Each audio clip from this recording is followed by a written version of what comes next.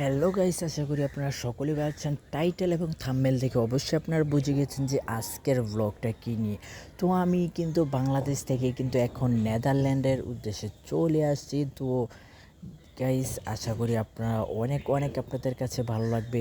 তো আমি যে বাংলাদেশ ছেড়ে যে নেদারল্যান্ডে চলে আসছিলাম, তখন কিন্তু সেই এয়ারপোর্টের ভিডিওটা দিতে পারি না। তো আপনাদের সকলের কাছে দুঃখিত আন্তরিকভাবে।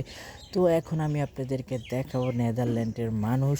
তো আমি এই জায়গায় নতুন আসছি, তো ভাষাটাও আমি বুঝতে পারতেছি না। তো এই যে দেখতে পারতেছেন যে এক একজন এই যে এই জায়গায় কিন্তু বিবাহ করে, এই যে এই জায়গায় কিন্তু অনেক মানুষই আছে। তো গাইস, আমি একটু একটু করে প্রত্যেকটা জায়গায় কিন্তু গিয়েছিলাম, কিন্তু আমার প্রথম অবস্থায় কিন্তু এই জায়গায় প্রথমত কোনো ভাষা জানি না, দ্বিতীয়ত আমি এই ধরনের জায়গায় আমি কখনো যাইনি। তো এই জায়গাটা আসার পর খাবার দেখে কিন্তু আমার কাছে অনেক পরিমাণ ভালো লাগে। এই যে আপনারা দেখতেছেন চিকেন মশলা চিকেন, তো এই জায়গায় এসেই কিন্তু খাবারের কোনো অভাব নেই, কিন্তু আমারও পেটে খিদে লেগেছে এই জায়গায় এসে।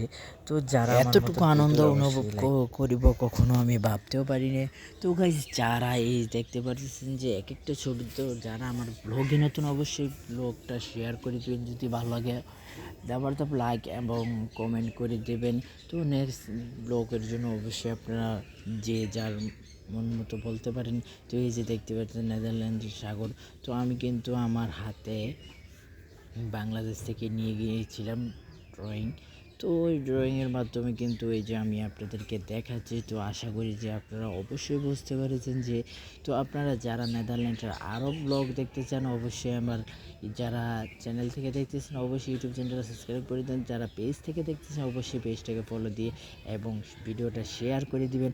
তো যারা যারা নেদারল্যান্ডের আরও ব্লগ চান, তো আমি কিন্তু এখন নেদারল্যান্ডে আসছি। তো যেহেতু আসছি কিন্তু একদিন থেকে কিন্তু যাবো না।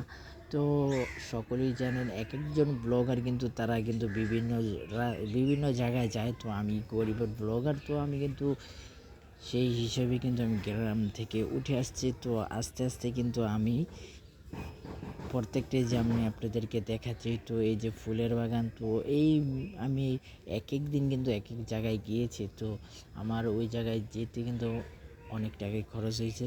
তো টাকাটা কোনো বিষয় নয়, যে আমি যে নেদারল্যান্ড যে কিছু সময়টা উপভোগ করতে পেরেছি, দেন সেটাই অনেক কিছু।